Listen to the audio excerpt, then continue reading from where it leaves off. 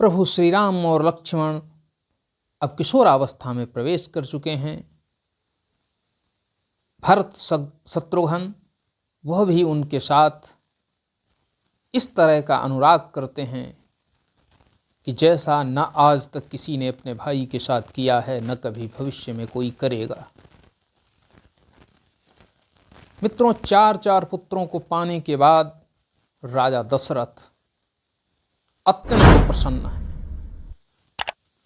रघुकुल में राजकाज तो विशेष था ही, क्योंकि प्रजा को पुत्र तुल्य माना जाता था।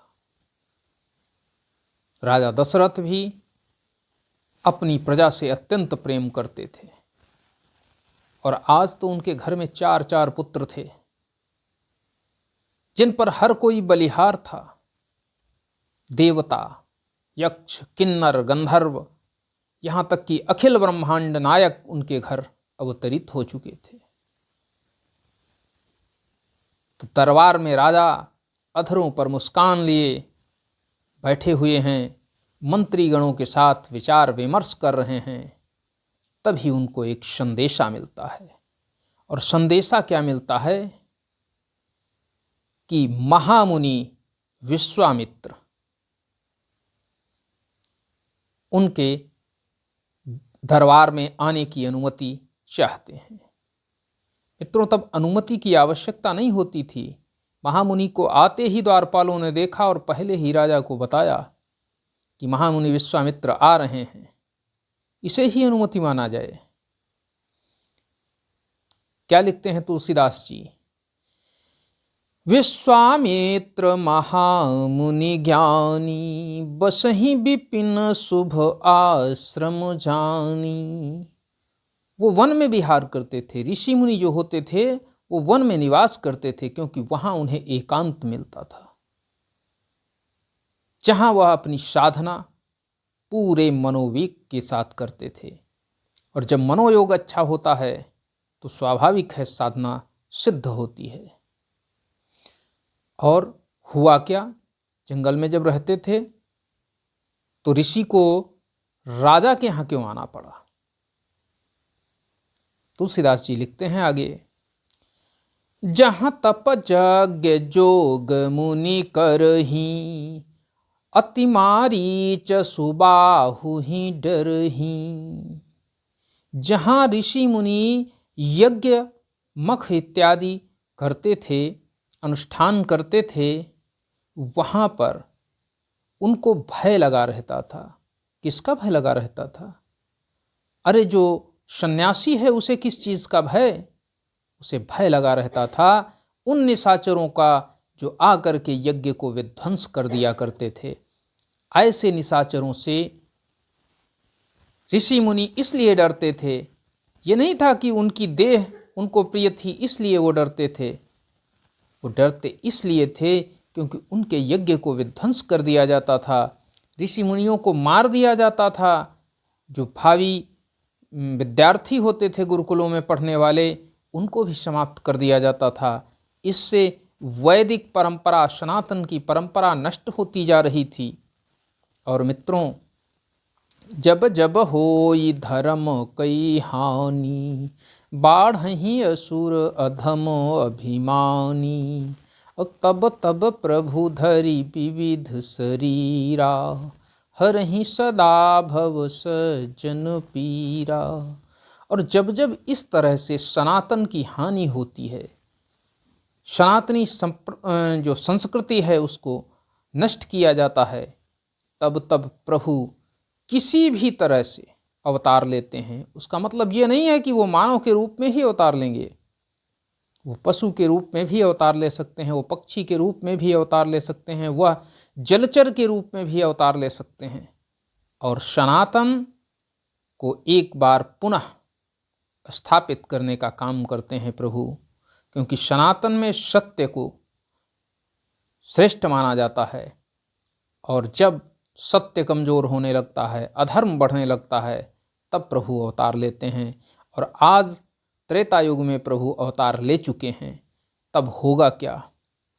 देखत यज्ञ निशाचर धामहि, करहीं उपद्रव मुनि दुख पावहीं। उनके उपद्रव जो होते थे कि मख में हड्डियां डाल देना, मांस डाल देना, रक्त डाल देना, रुधिर ऊपर से उड़ेल देते थे, और जो यज्ञ वेदी थी उसमें जो अग्नि प्रज्वलित हो रही थी उसको वो बुझा देते थे। तब विश्वामित्र चूंकि राजर्षि थे, इसकी भी कहानी हम आपको बताएंगे कि विश्वामित्र जी राजर्षि से ब्रह्मर्षि कैसे बने, वर्ण व्यवस्था थी या नहीं उसके बारे में भी हम आपको बताएंगे। लेकिन आज हम चल रहे हैं, क्योंकि प्रभु को लेने के लिए विश्वामित्र जी आए हुए हैं। तो ऐसी जब स्थितियां उत्पन्न हुई तो विश्वामित्र जी के मन में एक चिंता उत्पन्न हो गई कि कैसे सनातन को बचाया जा सकेगा। तभी उन्हें ज्ञान आता है, ध्यान आता है। कौन सा ध्यान? कि ईश्वर तो अवतार ले चुका है और मैं फिर भी ये आशा करता हूँ कि मैं इनको सनातन को बचाऊंगा। जब ईश्वर ही अवतार ले चुका है, क्या लिखते हैं तुलसीदास जी? गाधि तनय मन चिंता व्यापी, हरि बिनु मरहीन निशिचर पापी। ये जो पापी निश्चर हैं, ये प्रभु के बिना नहीं मर सकते, क्योंकि ये बहुत वरदानी हैं, इनके पास अपार शक्तियां हैं। प्रभु ही इनको मार सकते हैं, क्योंकि विधि का विधान है कि इन समस्त निशाचरों का वध स्वयं प्रभु को ही करना है। और क्या लिखते हैं? तब मुनिवर मन कीन्ह विचारा, प्रभु अवतरेउ हरनि मही भारा। तब ऋषि विश्वामित्र ने विचार किया कि प्रभु ने तो अवतार ले लिया है। अयोध्या नगरी में राजा दशरथ के यहाँ प्रभु ने अवतार ले लिया है अपने भाइयों सहित, अंशों सहित। तो उन्होंने कहा अब नहीं छोड़ना चाहिए, और ईश्वर के अभी दर्शन भी मुझे नहीं हुए हैं, यही अवसर है कि हम जाएं, ईश्वर के दर्शन भी करें और ईश्वर से हम अपने निर्भय होने की कामना करें। विश्वामित्र जी चल देते हैं, और जैसा कि दरबारी पहले ही राजा दशरथ को आगाह कर देता है कि ऋषि विश्वामित्र आ रहे हैं, राजा तुरंत ही निकलते हैं बाहर। अपने जो विप्र होते थे राजा के यहाँ, वह राजा को बताया करते थे कि किस तरह से उनको कार्य करना है, विधि विधान क्या है, कौन सा मुहूर्त है, कब क्या करना है, क्या नहीं करना है।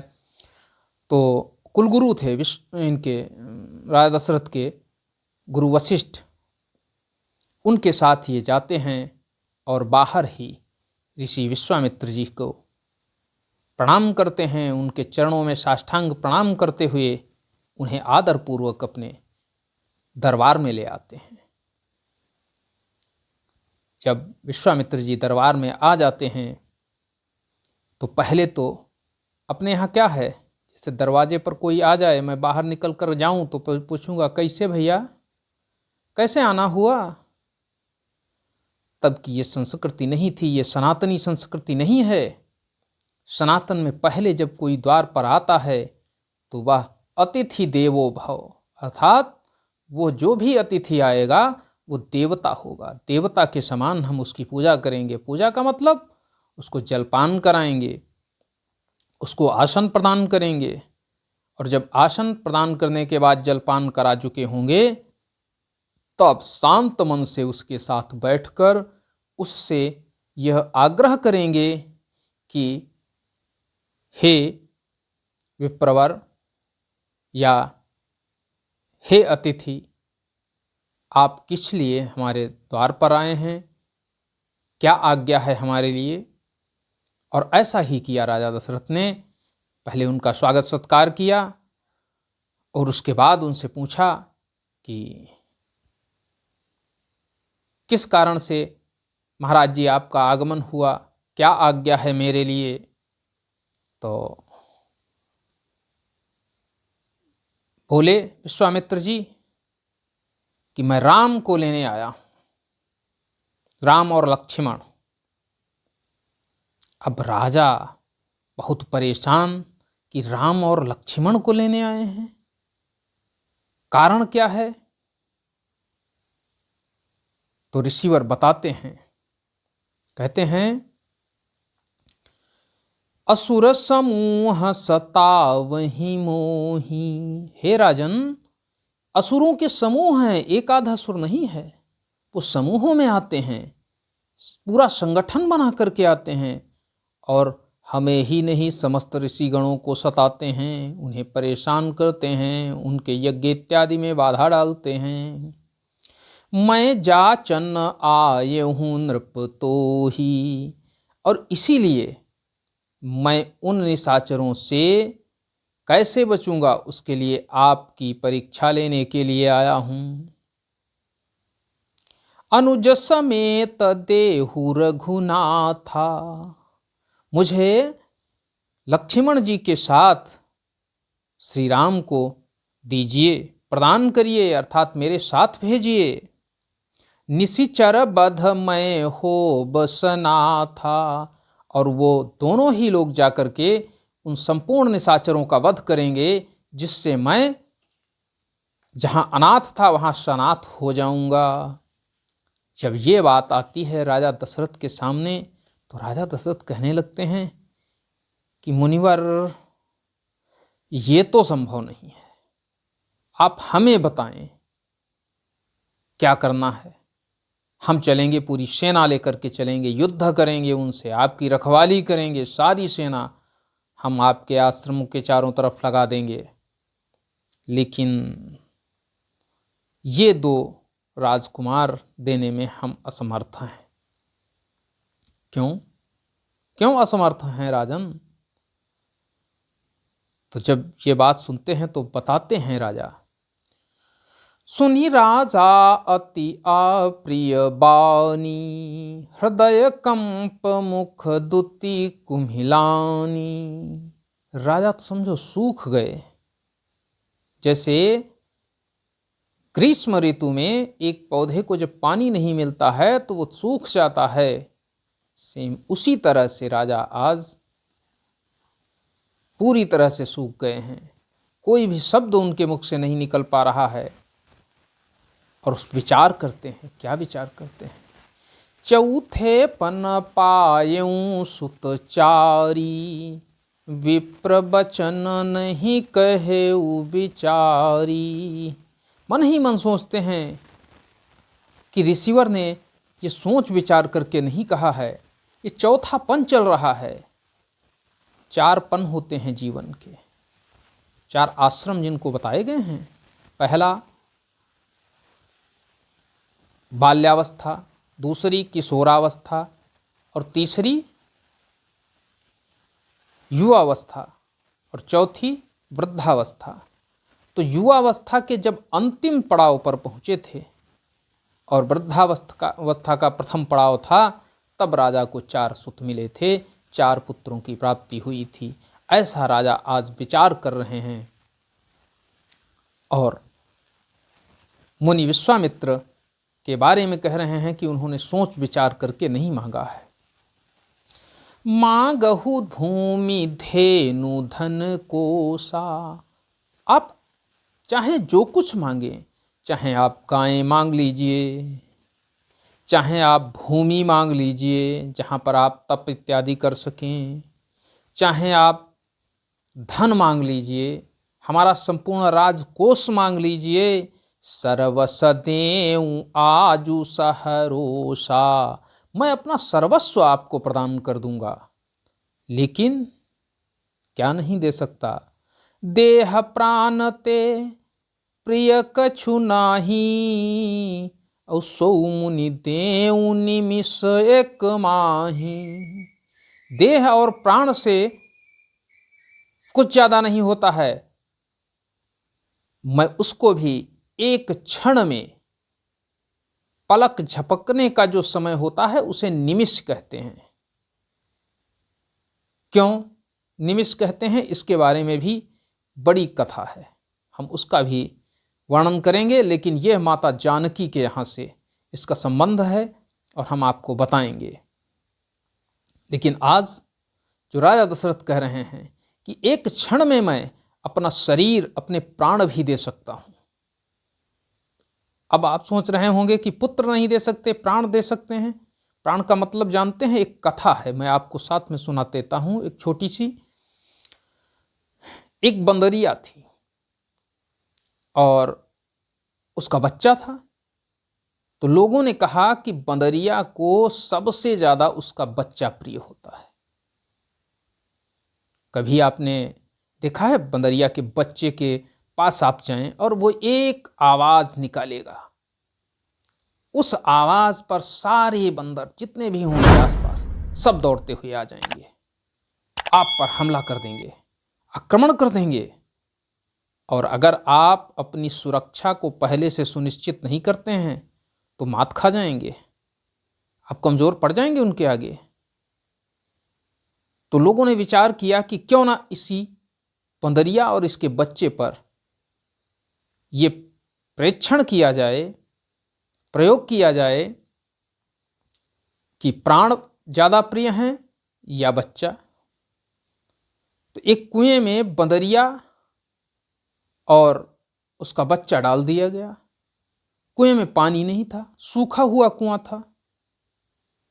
तो बंदरिया और उसका बच्चा उसकी पीठ पर बैठा हुआ था, फिर से चढ़कर बैठ गया।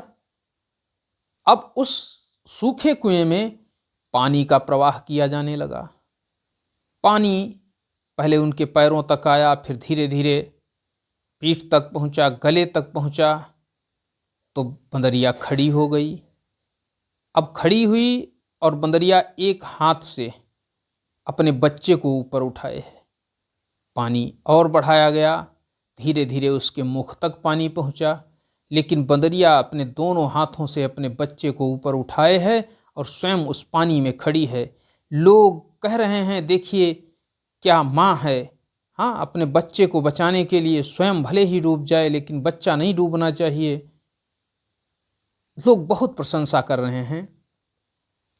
पानी का स्तर धीरे धीरे बढ़ता जा रहा था और एक क्षण ऐसा आया जब पानी का स्तर उसकी नाक तक, नासिका छिद्र तक ज्यों ही पहुंचा, त्यों ही उसे सांस लेने में समस्या हुई।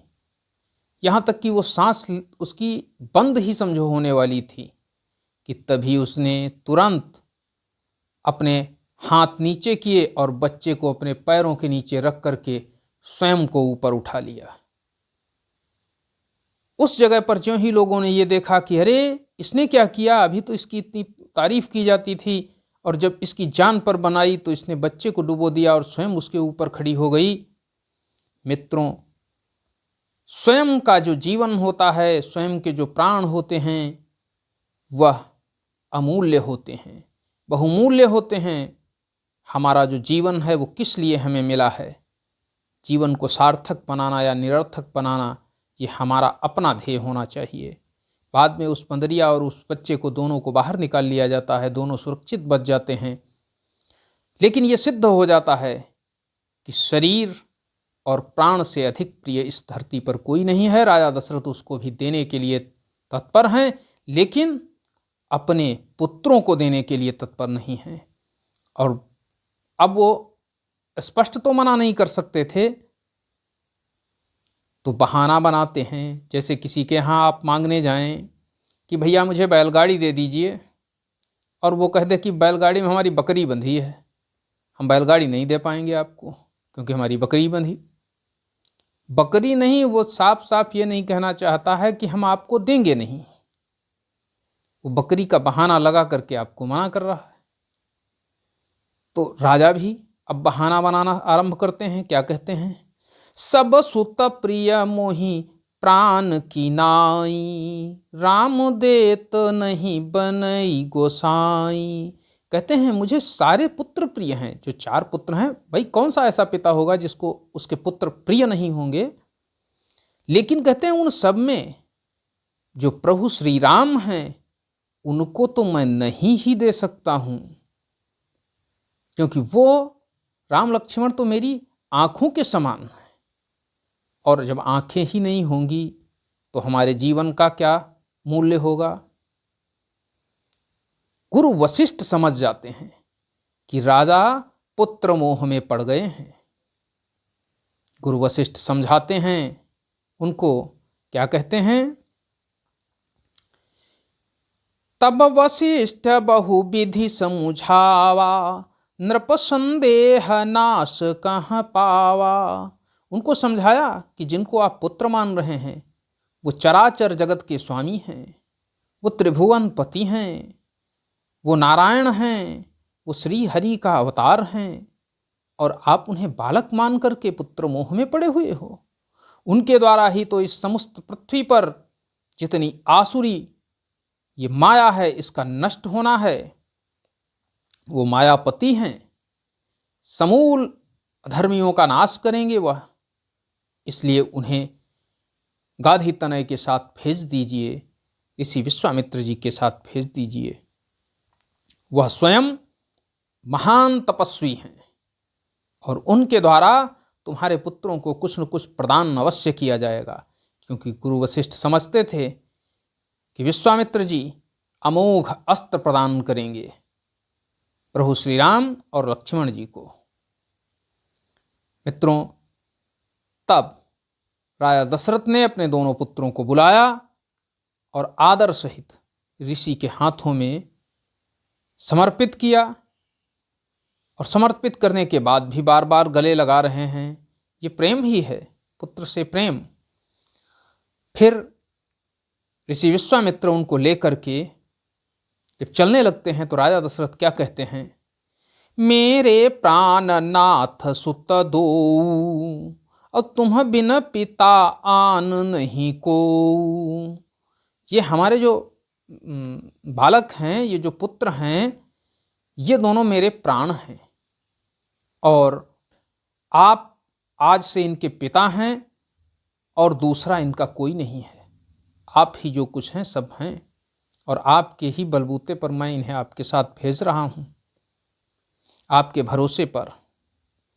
तब ऋषि विश्वामित्र ने राजा को आदेश दिया, वो आशीष दी, और आशीष देने के बाद उनको लेकर के अपने आश्रम की तरफ चल देते हैं। राम और लक्ष्मण जो दोनों पुरुष सिंह की रूप में दिखाई देते थे, पुरुषों के रूप में, जैसे वो सिंह हों, शेर हों, पुरुष सिंह दो वीर, हर्षि चले मुनि भय हरन, कृपा सिंधु मति धीर, अखिल विश्व कारण करन। पुरुषों में सिंह रूप दोनों भाई राम लक्ष्मण मुनि का भय हरने के लिए प्रसन्न होकर चले। मुनि के साथ वे कृपा के समुद्र, धीर बुद्धि और संपूर्ण विश्व के कारण हैं। अब दोनों लोग साथ में जा रहे हैं। किस तरह से जा रहे हैं, क्या है उनकी वेशभूषा, देखिए।